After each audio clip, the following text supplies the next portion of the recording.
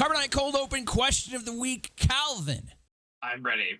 With Big Z Zalbar getting a new Omicron recently, many are saying this feels like a return to form with how Omis used to work. My question is, what legacy character would you like to see get a shiny new Omi? Oh, it's got to be Bodhi Rook. Like, we've already got the Rogue One team down. Now let's get Bodhi doing something useful. Now, I always wanted to sort of play with the idea of like a reverse sort of illuminated destiny with Bodhi. That would be his Ami. Because in Rogue One, he explodes. So I think if they did some sort of thing where like when he's taken out, maybe remember like the old Ben stuff, like when old Ben died, he would like buff everybody. But maybe do that, but like supercharge it, right?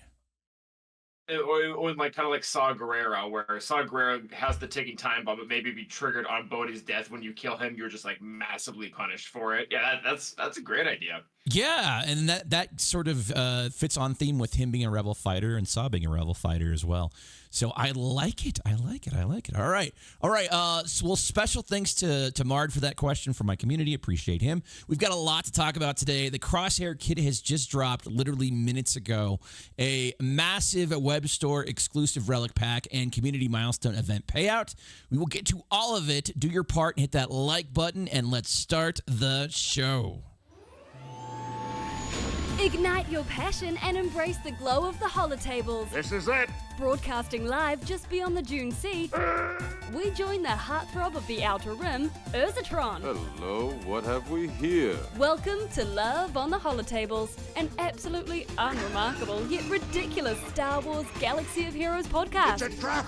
It's time to lock those S-foils in a chill position and head on down to the big Holotable for all the latest action. This is Red 5. I'm going in.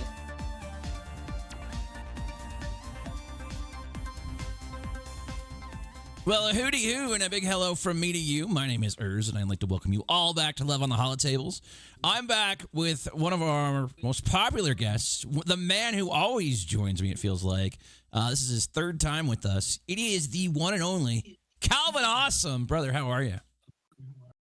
I'm doing really great. Glad to be back in the hall, and yeah, Crosshair's kit dropped, man. That's kind of a big deal. Yeah, this shows you how much I pay attention to the news. I saw they dropped the graphic on like Friday night. I'm like, oh, the kit's out. I'll read that later, and I never even thought twice about it. I just went and did my GAC, and then I went and checked the news today. I'm like, oh, it was just the graphic. It wasn't the kit. And then the kit actually dropped a few minutes ago. So, yeah. We'll get to Crosshair. We'll talk about Crosshair, but the Bad Batch team is done. That's certainly exciting stuff. But what have you been up to, Calvin? So, roster-wise, I am actually in one of the coolest parts that I probably ever been at. This doesn't happen to me often.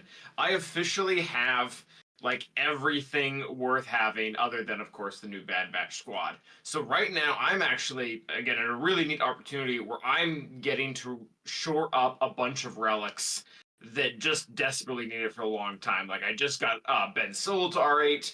I've got Royal Guard going to R8 here soon. I'll probably be able to start Relic 9ing a lot of my Galactic Legends that probably really wanted it, like Leia as well as the new Ahsoka. So lots going on. Just finished Ahsoka and now working on actually strengthening a lot of the teams that I already have. Yeah, it's a good feeling. It's a good feeling. So I've been sort of pacing myself as well. I've been like, I similarly just like farming all these necessary things that I need, like especially like fleet, a lot of fleet stuff. But I did a few GLs, and I'm working up Jabba and C right now. They're just finishing their ultimates out and gearing, putting a little gear and relics on them. But now I'm like, you know what? I've done enough mandatory stuff. Let's go build a sweet ass Saw Gerrera team. Like let's build a rebel fighter team with like Luthen. Let's do something fun. So that's like going to be the next passion project for me.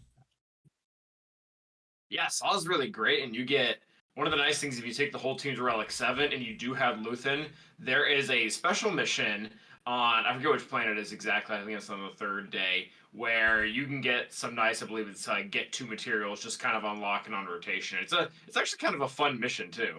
Okay. Yeah, that's exciting, man. I just, I made a new Luthen intro, which is totally just amazing. I just love it to death. And then you use some Radiohead music and just cranking it out. Just awesome. So excited to get Luthen unlocked and ready to go there. But anyways, let's jump into the news here. Well, let's start with the easy stuff, and then we'll get into Crosshair's kit, with, like I said, just dropped. So let's start with the community milestone event. We hit it. Spoiler alert, guys. Calvin, you follow this stuff. We hit this thing. Yeah, I followed it over the last couple of days just because it looked like we were tracking a lot better than we did last time, which did end up being the case. I think one of the things that definitely comes to the community, and maybe even CG's aid, because I think CG kind of wants this to do well, is this was the first conquest for this set of datacrons. Yes. Meaning a lot more people, myself included, are a lot more inclined to consistently go through not only the 50 refreshes, but the 100 refreshes. So we definitely... I wouldn't say luck. Opportunity was definitely on our side here. Yeah, I definitely, to your point, and I was going to bring that up as well, I spent a lot more on this conquest, largely because I was having a difficult time with it in terms of my roster. It was a little bit more difficult for me than the Darkside Ray was, but now I was able to work through it. I hit it 630 key cards on the nose without any despair. Like it just worked out perfectly for me. But I also spent a lot of time like farming up datacrons and doing that sort of stuff. So I think that I just was like, how is this even possible, Calvin? How is Jocasta Nu more popular than Darkside Ray? But you're totally right. It is the datacron aspect of this. Yeah, it landed in the right timeline, and there's some fun datacrons this time around that I think a lot of people might be hunting for. Some more accessible characters like HK and Nest and Sana and Kira. Not really. I feel like we don't have a lot of the newer characters. If we do, a lot of the newer characters are being lifted up by the older characters. Yeah, like Kyle Katarn or whoever. Yeah, I'm trying to get that Mob Enforcer one because I got to Relicate Mob Enforcer, and I think I've hit every. I've hit every other Hut Cartel member but the Mob Enforcer. So, yeah, it's sort of frustrating. But anyways, that's Datacrons, and that's the RNG. But yeah, so this community event, if you guys don't know what we're talking about, basically we had to spend Conquest energy as a community, and they have some goals they set for us in terms of community energy spent, and we hit the top tier with literally moments to go today, I believe. And that pays out 20 character shards of each of these characters. So Jocasta Nu, Luthen, Quadme, Maul, and Malgus. And then we also get 3 Datacrons from set 20, along with 700,000 data cash currency, 90 of the Mark 1 D-Boss, 75 of the Mark 2, and 30 of the Mark 3. So be able to take some Datacrons up, get some good character shards, and feeling good, man. This is how it should be done, right? We should be hitting it every time, and I'm okay if they keep us on nails for it. Yeah, the Jocasta shards are really huge from a free-to-play standpoint, because if you want to get the character the first time around free-to-play, you have to red box all 3 and every single time go in there and buy 20 shards. Yep. I haven't done the exact math for the currency because Conquest is currently closed now.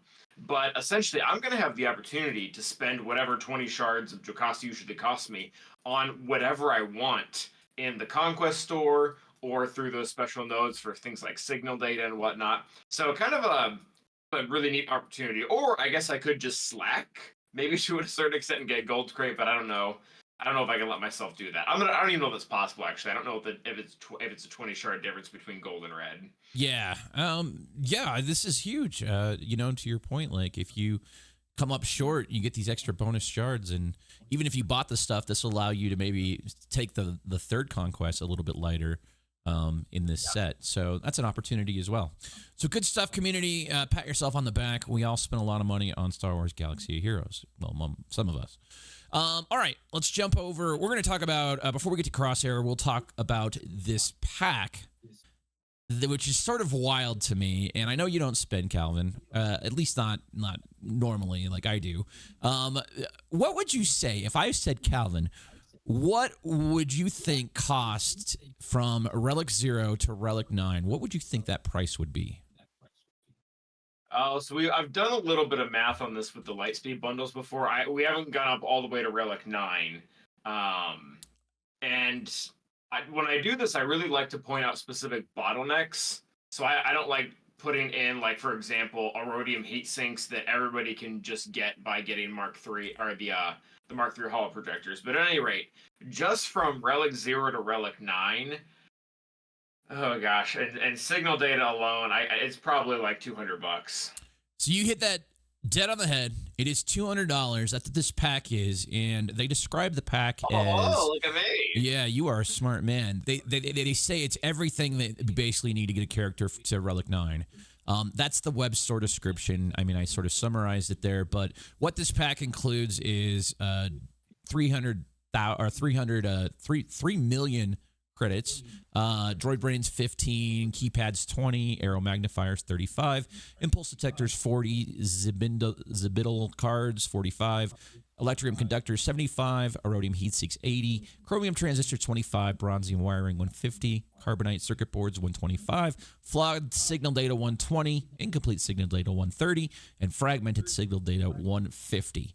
So all that equals Relic 0 to Relic 9, I believe. And what they're selling this for is $200. But the first time I've ever seen this, Calvin, there is a promo code that you can use on the web store, Galactic Discount 125, one word, that takes $25 off. So it's effectively $175 for all that, 0 to Relic 9. Is that good? Is that not great? I mean, I don't know. That's just a lot of money for Relic 9.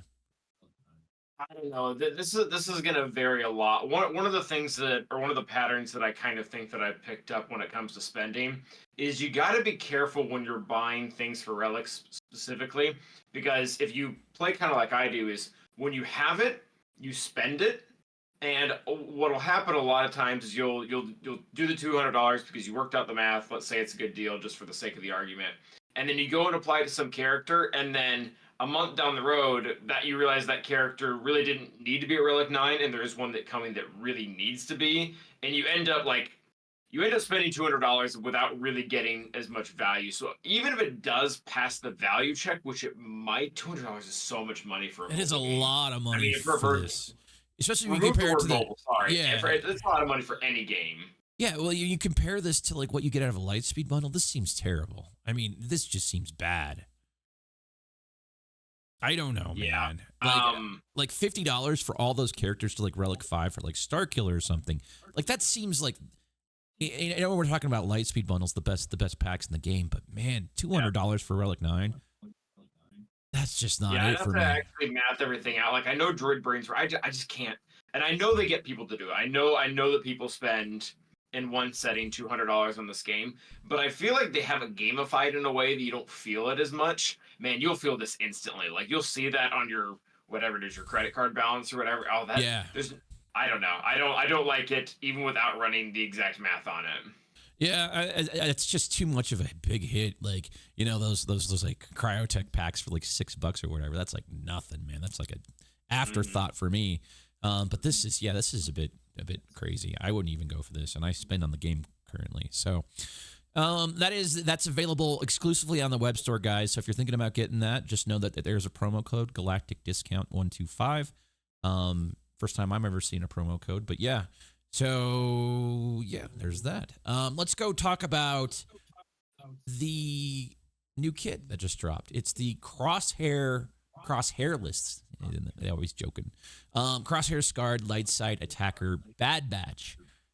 Well, we're gonna get to this. It's actually not bad. You know, I'm pretty much against reading kits on the podcast, Calvin, but I think in this case, this one's actually pretty digestible. So hopefully, it's not too bad of a read together. We'll skip the introduction stuff here. They just talk about sort of the history of Crosshair, and sort of why he is built, why his kit the way it is. It's an interesting dynamic. They have this new thing called, what's it called? It's called Shaken. Practice? Target practice, but it's Shaken. And now Shaken it acts almost like cooldowns. Like think of like a Darth Nihilus with cooldown is his big Annihilate. This sort of acts in a debuff form of cooldown, and you remove it with target practice and other things like that. So an interesting twist on sort of the insta-kill mechanic that with those big cooldowns. And it does look like he has not necessarily an insta-kill, but a large amount of damage that can build up over time based on the amount of turns that have taken place. Have you read the kit? What are your initial impressions? So the only thing that I've really read in the kit, and I went immediately looking right for it, was I wanted to know what type of Omicron he had, because they were really keeping us in the dark as to what's coming next after Bad Batch. Like, I feel like the only hint that we have is that it's going to be a legendary that Jocasta is going to work well with. But I feel like they only told us that because they had to with her release. So I guess what I'm hinting at is I was almost curious if the Omicron would even be raid related somehow. And spoiler alert, it's not at all. No, it's GAC. Yep. So that's the main thing that I looked at. I really have not gotten to know the Bad Batch kit or the new Bad Batch kits all that well, Fair. other than the fact that I faced one last round, which actually, from a lore perspective, it is a pretty cool team. Yeah, it'll be interesting to see where this is going to punch at. I mean, if you had to guess and speculate, what sort of level are we? I mean, is this an Afra level team? Is this above that? Is this slightly below GL? I mean, I guess we won't know until we see this man in the wild, but do you have a hunch?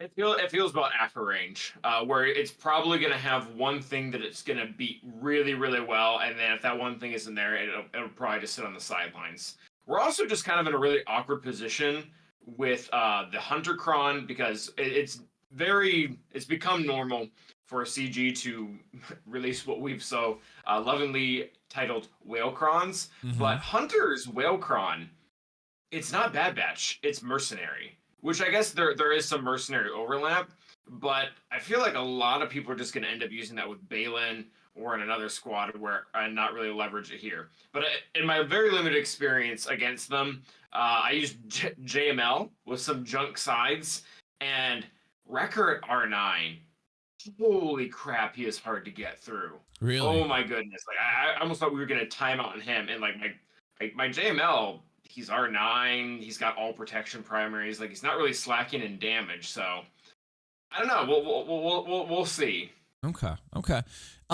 It looks like this is going to be a marquee event on March 11th, so that's next week, guys. And big shout out, we're actually going to be giving away Crosshair packs on stream on Friday night. What is that?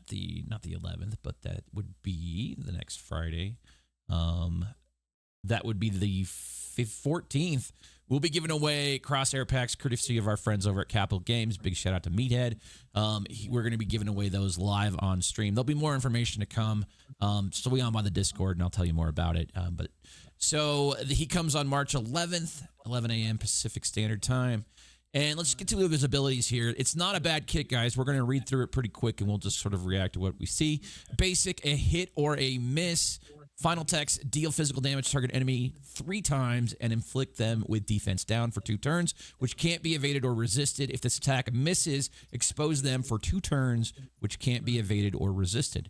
I mean, you got to love free expose if you miss. I mean, is that almost the preference here? I guess we won't know until we see damage. Yeah, it's going to depend. And again, I haven't looked enough at the other kits. But one of the things that Hunter's kit did that I feel like a lot of people don't realize is everything was something else. So again, I don't know, but like, do exposes have another impact on the rest of the battle? Because when you look at Hunter's kit, OG Hunter, exposes functioned almost as stagger as well. So I don't know if you're getting some type of advantage with that as well. Okay. Yeah, you certainly have more game knowledge than me. I didn't know that's how that worked, but cool.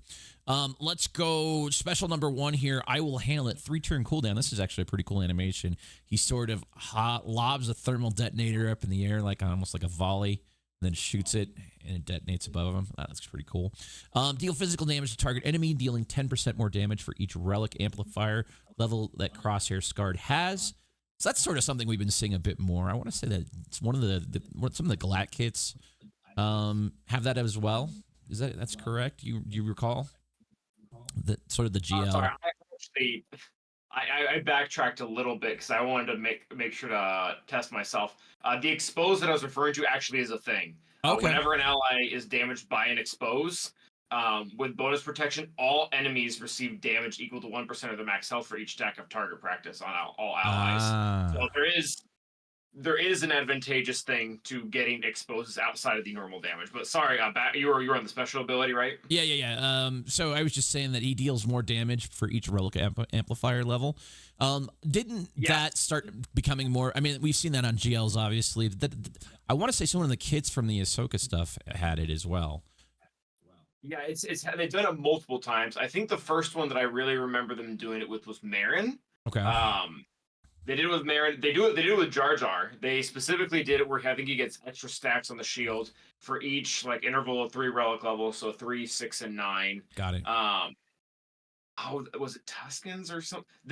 You are correct though. They've been doing this multiple times. They're trying to give bonuses for putting relics on there without having to mess with the relics themselves, if that makes sense. Yeah, it totally makes sense.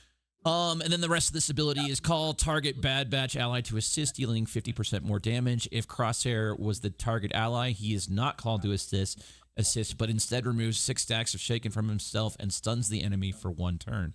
So that stun can be resisted, unfortunately, but 6 stacks of Shaken. And we'll skip ahead a little bit here. He starts off the battle with 20 stacks. So that's a huge chunk. That's like, a little bit more than a fourth coming off. For 1 ability, which is nice. If the ally is Omega Fugitive, if ally Omega Fugitive is in the leader slot, the target enemy took damage from a Bad Batch ally's attack on the previous turn, reduce the cooldown of the target secured by 1. Target secured is the next ability. Anything to call out on this one? I do think it's interesting that you kind of brought up Nihilus at the very beginning, and we are kind of seeing that interaction where he has 1 ability that is specifically reducing the cooldown of a very long cooldown other ability. So his main, or his I Will Handle, which is the one we just read, you can use it's a normal cooldown. It's a cooldown of 3. Whereas Target Secured is a cooldown of 8. So again, very similar to Nihilus. Yep. Where that is monstrous, but at the same time, there are ways to reduce it down. Yep. And so let's get into Target Secured here, the special 2. It's an 8-turn cooldown, as Calvin just said. Final text here, Crosshair gains 200% critical damage until the end of turn. Deal damage to target enemy and inflict armor shred until the end of the encounter. This attack deals 50% more damage based on the number of turns taken by the enemy and Crosshair before the target secured is used again, max 500%. So, I mean, just 8 turns alone, this is going to be maxed out at 500%. Let's see. 8, it's 450. So you're going to be at 400, 10 turns to 500. So, yeah, interesting on this one. The attack can't be evaded and can't be used if Crosshair Scarred has Shaken. So this is the big cooldown, but I think he gains... Oh, that's coming up. That's coming up in a different ability. What are your thoughts on this one? We don't know the damage, but it seems like it's going to be a lot with 200% critical damage. Okay, so as the game evolves, I have a point here. As the game evolves, we see like all of these very specifically pointed out synergies. So for a while there, we had all these insta kills, and then it seemed like CG's way to combat it was by literally just putting insta kill immunity onto units to counteract it. Now it looks like what they're trying to counteract, instead of giving Crosshair just an annihilate that's going to get stopped by various characters like Marin or Ezra or whoever. Right. They're just completely loading this one hit up so that it does enough damage to essentially be considered an annihilate without actually giving it that tag. Like, I mean, 200% critical damage, 500 onto its base damage, and then I'm jumping ahead here, but it is unique. If there's no Galactic Legends, dude ignores protection. Yeah. So, like, he's getting 200% critical damage, 500% base, not including any of his mods or anything like that. Hitting below protection, he's killing what he's hitting. Yeah, I mean, the only thing, critical hit immunity, damage immunity. I guess those are the workarounds with this, but yeah, that's true. Those are the only caveats, but it's nice to see, like, to your point, it's nice to see a blend of this sort of stuff and not just this is an insta kill, right? It's big damage. And you know what? I don't know. I can only speak from a live streaming perspective, but I love big damage. I love shouting at the screen. I love getting everybody all fired up with a giant hit. I mean, I was doing my one of the events with Ray today, and Ray hit me for like a 1.4 million. I was just like, what the? So I look forward to that sort of stuff. I think it's just super fun. like if I were to list out my top 10 moments streaming in Galaxy of Heroes, like 8 of them are Jedi Anakin when he's pissed off. Like Bam! that is the heart of the game for me. It's so fun. Yeah, I got this Grand Arena footage from my Grand Arena last night playing up on the screen. You can't see it, Calvin, but I did have a good JKA moment where he just wiped out a couple of guys. It was great. It was so fun with that Ami on Kwai. So good stuff there. All right, let's get into the unique here. Like I said, this is it, guys. It's got a Zeta and an Ami on this. And as Calvin mentioned, the Ami appears to be for Grand Arena. Final text: at the start of the battle, Crosshair Scarred gains 200% defense for 3 turns and is inflicted with 20 stacks of Shaken, which can't be copied, dispelled, evaded, or resisted. Whenever Crosshair Scarred gains a stack of target practice, he removes 1 stack of Shaken and gains 15% turn meter. When all stacks of Shaken are removed, Crosshair Scarred dispels all debuffs on himself. Okay. So this is this is where he's going to clean himself up, take a bonus turn, gain 100% accuracy while targeting a marked enemy. Now, remind me, who marks in this team? Is it Hunter or is it Omega? I can't remember. I want to say it's Hunter. Mm-hmm. Okay. And then I want to say Rika, whatever it is, the dog. The dog has some sort of mark synergy as well. Yeah. Batcher. I'm just Wrecker. Yeah, if no enemies are marked, inflict mark on the target enemy for 2 turns. That is Hunter's. Oh, it's a special with a 2-turn cooldown, so you should be able to do that pretty consistently. If there are no Galactic Legends, Crosshair Scarred's attack ignores protection. That's what you called out earlier. And then here's the Grand Arena Ami. While in Grand Arena and there are no Galactic Legends, whenever Crosshair Scarred is inflicted with the debuff, he dispels it and gains 5% offense stack, gaining max 100% for 1 turn. And then when a Bad Batch ally with target practice uses a special ability, Crosshair Scarred assists. I think the really big thing is going to depend on how it actually might be a big deal because, again, going back, if he's constantly using that basic ability, and for most of the beginning of the battle, he's not going to be able to hit anything because he's going to have negative 200 accuracy or whatever. If this attack misses, expose them for 2 turns, which can't be evaded or resisted. So basically what you're going to get with the Omicron is he's just going to be an exposed machine. Because he's assisting every single time, just leaving them out there.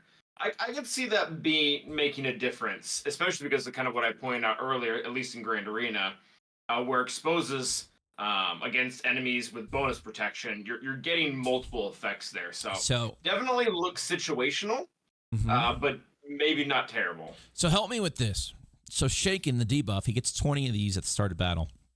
Negative 10% accuracy. Does that scale for each debuff? So is that negative 200% accuracy? So is he just missing and exposing all the time early? Yeah. Okay. So yeah, he's gonna miss literally everything.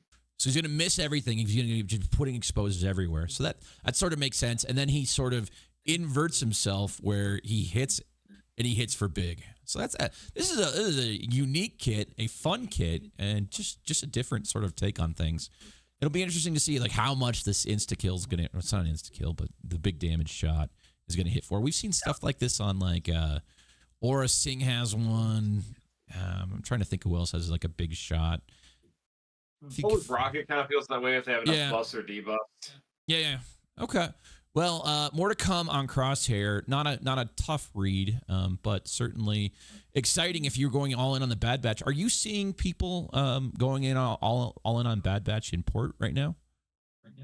Not really, no, not in port. I have been looking up. Occasionally, I'll look up statistics for marquees just to know what the player base looks like as a whole, and it's actually a little surprising. There's almost more people, at least unlocking the Bad Batch crew, than we're say going after like Ahsoka's requirements. So I don't know those people that had Ahsoka's requirements are just sitting on them, but we're seeing a little bit more interaction than I would have thought because when they pretty much told us that there is no carrot for this team, right? I kind of expected for everybody to do nothing, and it seems like old habits die hard. Like people are still doing stuff with them. I have not seen a whole lot in our guild. In the Cowboys, I have not seen. I think we have 1 or 2 guys that are actively chasing this stuff and wailing for it. So, yeah, it just makes you wonder why they didn't announce the carrot. Like, there should have been something, right? They just didn't have it. They had one planned. They had it didn't get posted on official forums, but when Meathead was asked directly about it on the event server, he says usually we would like a character event. We had an event planned. I forget his exact verbiage. It was something along the lines of we didn't have the bandwidth for it. Right. So he didn't say scrapped or tabled, but he Tabled. basically said that didn't work out. So they had something, they just couldn't get it in time. So yeah, Bad Batch are in a really awkward position. They'll find a use for them down the road, whether it's requirements for some new GL or whatever. Yeah, that is like my one frustration about this game is like everything eventually gets required for something. I mean, I think there's a handful of like 5 or 6, 7, 8, maybe characters that aren't required for anything right now. I mean, eventually it's always going to happen. They get a Datacron at some point. Yeah. Okay, so that is the Calvin. That's the Calvin. Yeah, that is Calvin. That is the Crosshair kit and good stuff there. All right, let's turn the page and talk about GAC and Conquest. As I mentioned earlier, hit my Conquest dead on the nose, 630, and we got the community payout. Are you excited for Jocasta New, or is this sort of what do you think? I am excited. I think one of the things that I've mentioned previously, not here but elsewhere, is that I'm really excited that we get to do characters like her now. Like I feel like we've hit most of the really stellar name brands, so to speak, characters. There's a few stragglers like Beckett and whatnot, but it's really cool that we're getting to do this. That we're getting to make a big deal out of Jocasta because we already have Jar Jar, we already have Darth Vader, we already have Padawan Obi-Wan.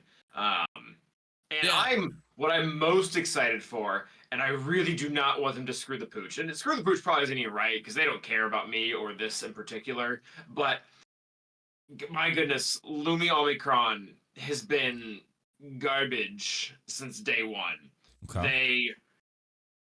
She's Galactic Republic Jedi. It should be good, but they put a caveat in there that if they gain protection of it, pretty much nullifies the entire Omicron.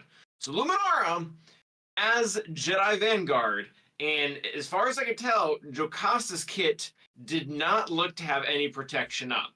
So I don't know. I just need this legendary, whoever it is. I almost don't care at this point. Jedi Dooku, sure, fine, whatever.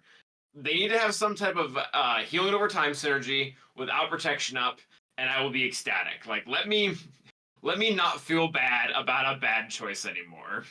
Yeah, that's interesting. That you actually you put that on me on Lumi. You have that? I did. I put it on like I think like week 2 or 3, and in context, this came out like right after Savage's did, and for whatever reason, I projected a lot of what Savage was doing onto Luminara, which didn't make a lot of sense, by the way. I was definitely wrong to do it. But holy crap, the thing does like nothing. Like I think the best thing it's done is getting me 2 or 3 protection banners with JML. Well, it could be worse, brother. You could have someone like I've got a guy in my guild. Shout out to Charger. He has the raid Ami for speeder bike raid on Scout Trooper. I'm like, I felt bad. Those are better than the like 8th brother or second sister TW Omicrons. They're just a meme at this point. Yeah, I don't know. I just saw this. We pulled the numbers on it, and there was like 80 people in the entire game that had this thing, and he was one of them. But it's interesting to circle back on your point here about Jocasta Nu, and you're excited to get characters like this caliber of character. Not the most notoriety around Jocasta Nu, but she certainly has some lore about her. I found it interesting that in the Relic pack that we talked about earlier that was posted on the official forums, at the bottom of that, Meathead asks, give me your ideas of what characters you would want to see in the game, even if it's a variant. So I think they're definitely looking to see what people want, and hopefully that's sort of the direction they take a lot of this Conquest stuff. I like what they're doing with Conquest. Yeah, I think they're definitely wanting to do a little bit of fan service. I know that they've, in history's past, they've been a little bit trapped is the right word. They haven't as much freedom to, I think, do the characters that we want or they want, because if if Disney has a new movie coming out, they're obligated. Like, SLKR and Ray were not choices. Maybe the form that they came out and their power level and stuff like that, but there's absolutely no way that they had a say in those characters not coming to the game. And it feels like the Star Wars shows as a whole have slowed down, and maybe for the better. That's a whole different conversation. Right. But the shows have slowed down a little bit, so they might have less things that they're required to do. And they're willing to, poke around. What do people want to have? What will people buy? Seems like the direction they're going. Yeah, so it's funny you mentioned that because I think they have a certain degree of choice with this stuff. And, maybe when they're making a whole movie about Rey and Kylo, like they have to obviously, like that's going to probably, one, move sales because people are going to go see the new movies and hopefully they're good and people buy the characters. But I distinctly remember when I was in the Game Changer program way back in the day, the Resistance show came out and there was very much they told us, we're going to wait and see on that. We don't know. We're going to wait and see. So I think they have some choice. But, You're still waiting. Yeah, maybe. I don't know. I felt like they had choice. I think they were maybe just reluctant to do certain things for whatever reasons, right? I don't know what the decision making is. But now it feels like I think they've got all the big bases covered. So now it's like Jocasta Nu, Darkside Ray. Let's just keep cranking out weird stuff. Because why not, right? Yeah, I mean, if people want it, and especially again, I think one of the things that, and you were kind of mentioning this earlier, one of the things that I really think when they started doing way back when retroactive Omicrons, I think they pulled out a whiteboard, started writing down all the characters they could see no one was using, and tried to figure out a plan of how to make them better via a new GAC or TW Omicron or a retroactive one. What characters can go into a raid, and it feels like they just mapped out like a 2-year plan. Because you remember this, there was a time where 40-30% of the characters in game were just useless. You wouldn't use them for anything, Ever. and that number has dwindled. Even with some of the characters that were like raid specific, and the raid's not active anymore. I mean, the amount of characters that just have zero use, it's got to be under 20. It's probably around 20, and we have 280 characters or so. So we're in like 90% of characters can do something. Like, that's pretty cool. Yeah, I agree. There was a time when it was just like the bottom half of the roster was just like purple and no one touched it. And now it feels like everybody can have a moment somewhere, usually. I mean, I think we mentioned like the 5 or 6, 7 characters that, your Ugnaughts, your Bodies, yeah, like stuff like that. Like that's always going to have issues. Jedi Knight Guardian, like weird niche stuff that just doesn't have a home yet. I think a lot of that stuff could get fixed by that. So I feel like the game, when it introduces new stuff via Omicron, that's like the best feeling in the world for the game. Especially if you have something that's like totally jank that you invested in, and then you get this shiny new Omni, and it's just like, holy moly, like, do I put that on? Do I really do it? Do I be the weird sicko that has like the IPD, territory battle Omicron? Like, that's just so cool. Luminar will rise again. Yes. Yeah. Well, I'm actually debating. I was like really falling in love with Dr. Aphra, and like, I'm like, do I put the shitty, like, the threes Omnis on the droids? I know they're bad. They are bad, but I was just like, do I just be like a total psychopath and do it? I probably ranted about the BT1 Omicron so many times because like so much of it is just lost. I think like he gets turn meter on a kill, and he gets his kit already gives him a full turn when he gets a kill, and just there's so much stuff there that's completely redundant. Yeah, it's just like, did they even think that out? Or is that just like, well, let's just dress it up a little bit with this weird niche thing, and they didn't even really think about it? I think and we've seen this in some other areas too, they really backed themselves into a corner when they made the commitment to give every single character an Omicron. It's why we've seen some really weird stuff with like the Gungan Omicron in Galactic Challenges. It's why every single one of the Inquisitors has a weird TW leadership. So they just back themselves into a corner, and they have to do some weird things. It's honestly what they've been seeming to do now. The last 2 or 3 teams are having just multiple Omicrons in the same game mode. Yeah. Like Glat has got 2 in Territory Wars. The new Bad Batch squad, it's got 2 in Territory Wars and 2 in GAC. So yeah, it's interesting to see how they've tried to maneuver that. Well, good conversation there, and yeah, we'll skip the GAC conversation this week unless you have anything that you want to call out specific to it. How did your GAC go? You're gonna take JMK against Queen Amidala. Take Mace. What happened? All I gotta say. What happened?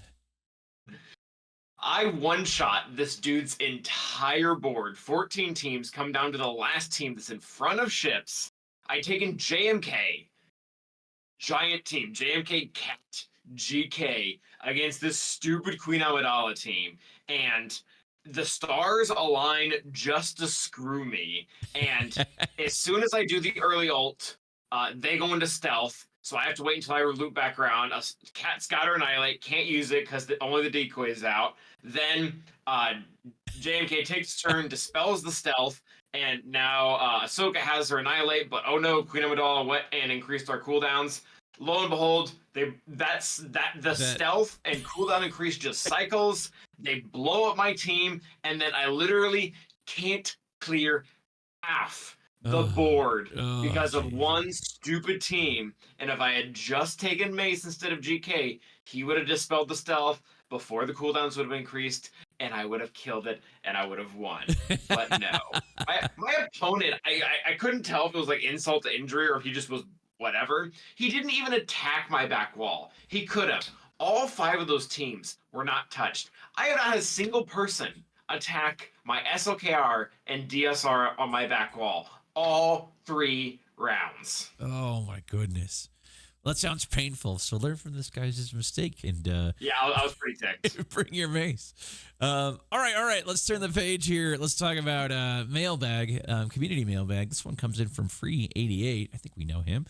He says, "Dear Calvin, we all know the board is too small in GAC. However, the problem is with expanding the board comes an added time investment. What do you think of a possible solution by modifying GAC with like operations similar to TB, where your opponent has the option to either fill the operations and gain bonuses in the zone, or don't fill the operations and not gain the bonuses? Do you think something like that? Do you think something like that could work?" It's the only reasonable solution. Like I've been in and out of conversations like this on a number of Discord servers, and it's the only reasonable solution because making the board bigger, number one, it's going to become way more time consuming. That's going to suck, and you're really just kicking the can down the road. That doesn't actually fix anything in particular. And then we want teams to be good and relevant, so we can't really nerf them or exclude them specifically, right? Because then the person who just finally unlocked Balin will feel bad because they did all this work and now the one character they wanted isn't allowed or is less than it used to be. Yep. So operations make sense. The only thing they're going to have to do is they're going to have to make the bonuses, how do I word this, worse than the characters, because what you don't want to get into is just an impossible situation where you're not letting people use the character at all. Like, let's say, like Afra is actually a really good example of this.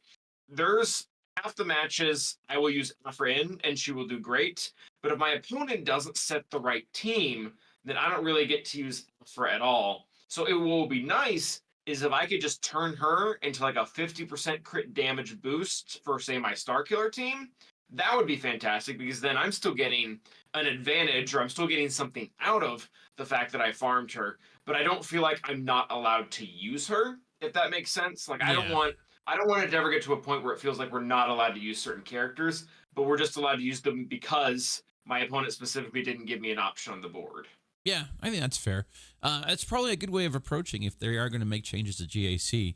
Something that Free talks about a lot is that like some teams just get phased out. That teams that, a lot of investment, like stuff like gas, she's like, I rarely ever see that in like top end GAC. It's just like, so this not being able to use stuff and just the board getting increasingly smaller and the teams getting increasingly better. Like, if you can get utility out of you being able to do something like operations, then that's not a feels bad man thing like it was with when they tried it with TW. Remember when TW we banned characters for like I don't even remember how that. Yeah, that was bad. That was weird. It was it's been funny. when I see newer players, and by newer I mean people who started playing in the last 3 or 4 years, I've seen that suggested multiple times, and I'm like, dude, we tried that, and holy, like I have never seen such a universal backlash about one thing they did. That was like almost unanimously like, we hate this. Yeah, it was, like I thought about it recently too, like just having my, brain out of the game for so long. I'm like, it'd be great if they just got rid of GLs and we could go back to like old school GAC. And I'm like, but that's just like, you can't do that because someone, like the amount of money that goes into a GL or time or whatever it is, right? The amount of just investment is just too great to exclude now. Yep. Yeah. Okay. A reminder to listeners, if you'd like to submit community mail, swing on by the Hall Discord and drop a question in the channel titled Community Mailbag. I'll be selecting my favorite question from that channel each and every week, so please do participate. All right, everybody.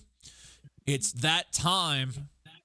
We are heading into our last little segment here called Maximum Firepower, where we put our guests on the hot seat and test Calvin's mental limits. First, I'll give him 5 swgoh, Star Wars, or other relevant topics, and Calvin will respond with a short answer that best describes it. We're looking for rapid fire here, Calvin. So the first thing that comes to mind. Next, we'll force Calvin to get controversial and finish a sentence that I've started. Lastly, Calvin will have 1 minute to guess a randomly selected character by asking me a series of yes or no questions. And you can't have the game up, so hands in the air, sir. All right. Are you ready, Calvin? We're ready. Let's do this. All right. Target, maximum firepower. Short response. Number 1, favorite non-Star Wars Galaxy of Heroes game. Pokemon. Number 2, favorite planet in lore. Naboo. Number 3, favorite faction in lore.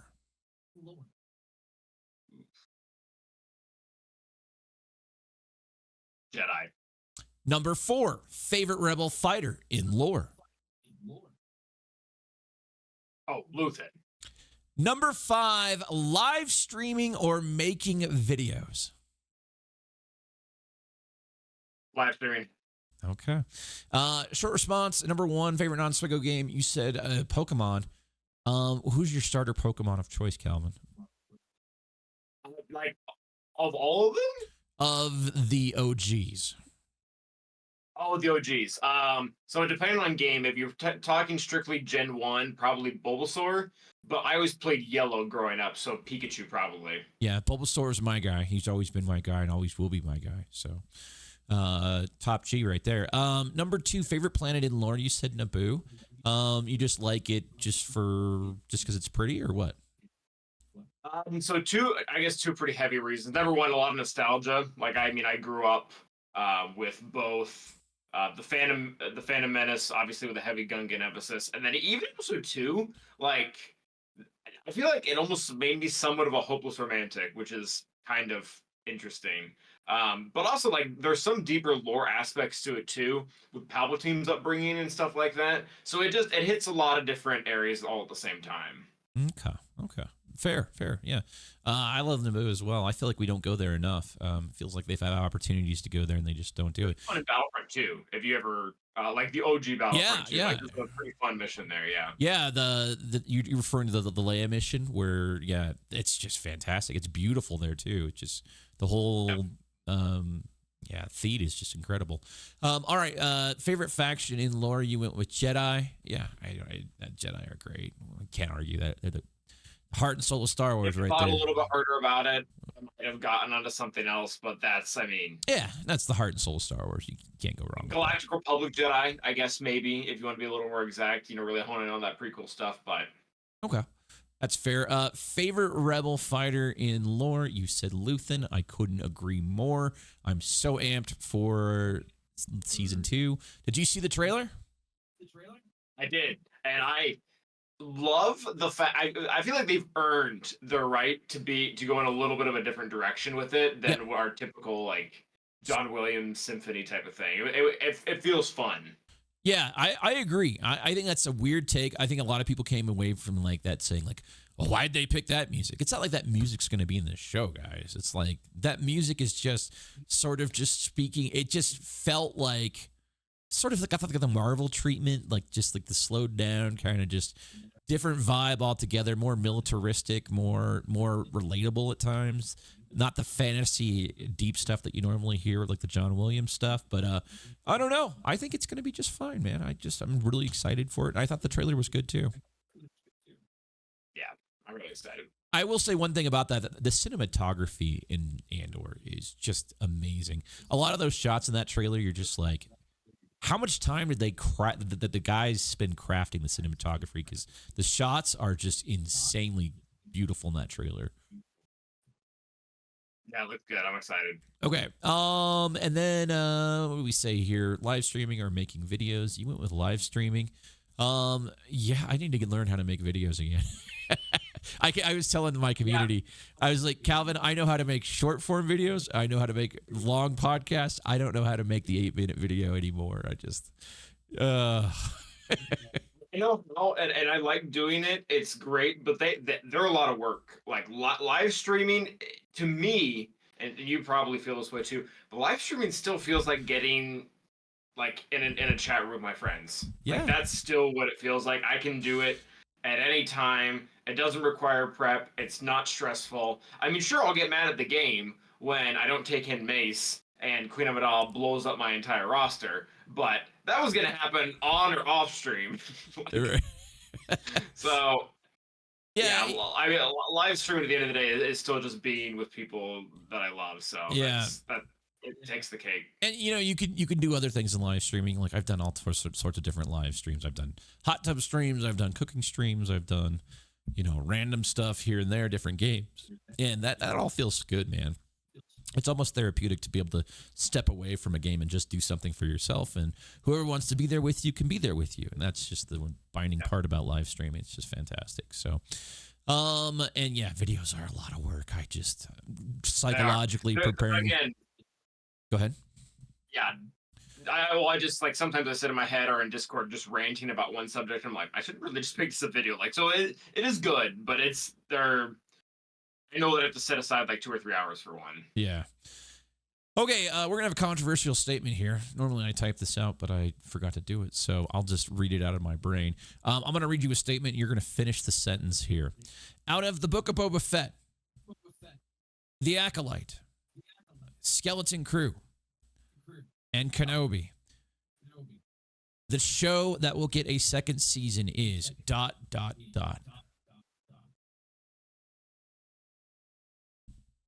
Kenobi. Yeah, I think there's too much money on the table for that. And if they get Natalie Portman back for that, then yeah, they could do like a throwback scene. Natalie Portman hasn't aged at all. Like, I don't know. That could be good. There seems to be too much setup for it too. Like, and especially when you compare with the other ones, Acolyte and Book of Boba Fett just didn't go over well. And then Skeleton Crew, I would actually argue that Skeleton Crew was better than Kenobi, which is crazy.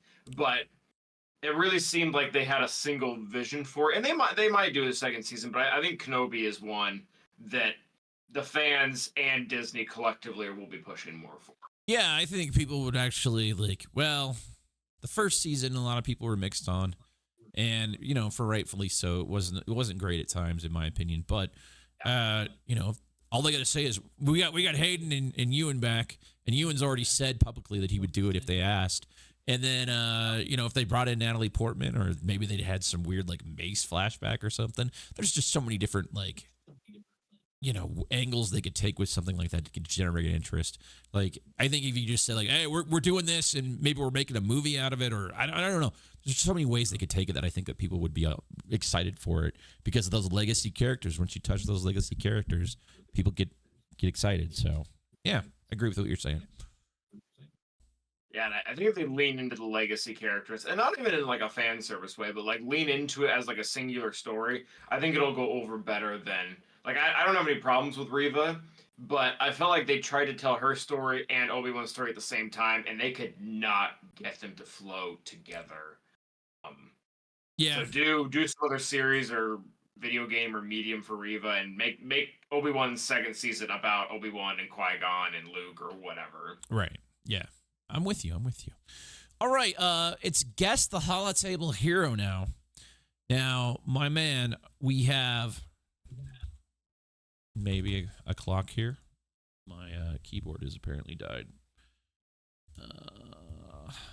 Clock. We have 1 minute on the clock. And you know the rules here. Ask questions about tags and factions and that sort of thing. I've randomly selected a character. Calvin will have 1 minute to guess it. Are you ready, sir? Yep. All right. 3, 2, 1, go. Are they dark side? Yes. Are they Sith? No. Are they a tank? No. Are they an attacker? Yes. Are they First Order? No. Are they Empire? No. Are they Scoundrel? Nope. Are they Mercenary? Yes. Are they Marok? Nope. Have they come out in the last 2 years? Yes.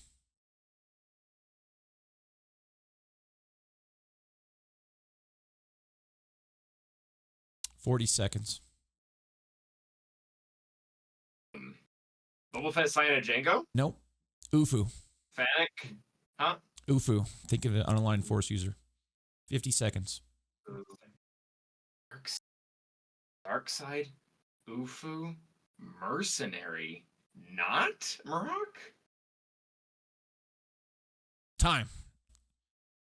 Final guess. Dark side, attacker, mercenary, unaligned force user. Not Marok.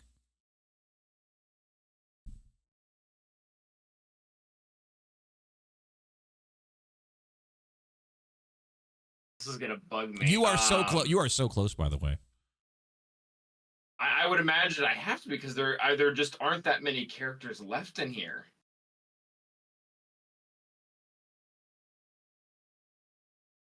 You're gonna kick yourself. You're right there. Final guess. Shin. It is Shin Hati. You said Marok. I'm like, okay, surely he's got this. I don't know why, but in my head she wasn't an Ufu.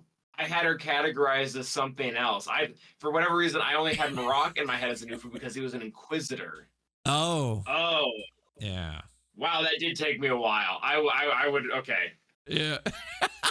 Well, you got it. You got it on the final guess. That's all that matters, my good sir. Oh, man. Well, thank you so much for joining me again. He is Mr. Reliable. He's the steady hand here of Love on the Holotables. You got any plugs you want to get in, Calvin? Yeah, I mean, we're still on Twitch, on YouTube, streaming our GACs every Sunday, Wednesday, and Friday at 6 p.m. Eastern Standard Time. We'd love to see you there. And we always appreciate Calvin. He raids into us quite a bit here in the hall. And just love that he takes time out of his day to hang out and film a podcast with me. So thank you, Calvin. You can catch me on Twitch 4 times a week with Performance GACs on Friday nights. It's the ultimate Grand Arena party. Check out my new album, Maximum Heat, which dropped today. It's now available on Spotify. The Hall Alliance is always recruiting. Let me know if you need a guild. Follow me on X or come slum it in that scriff hole, better known as the Hall Discord. I'm around. You can find me. That wraps us up this week. Manifesting you all health, happiness, and the most potent drop rates possible. Please get to your ship safely, and I'll see you out on them holotables. Good night, everyone. If you enjoyed this episode of Love on the Holotables, be sure to show your support by liking this content and leaving a comment wherever you get your podcasts. Also, consider joining the best Star Wars community at discord.gg/urs or attending a Hall livestream at twitch.tv/urs. Thank you, and remember, the Force will be with you always.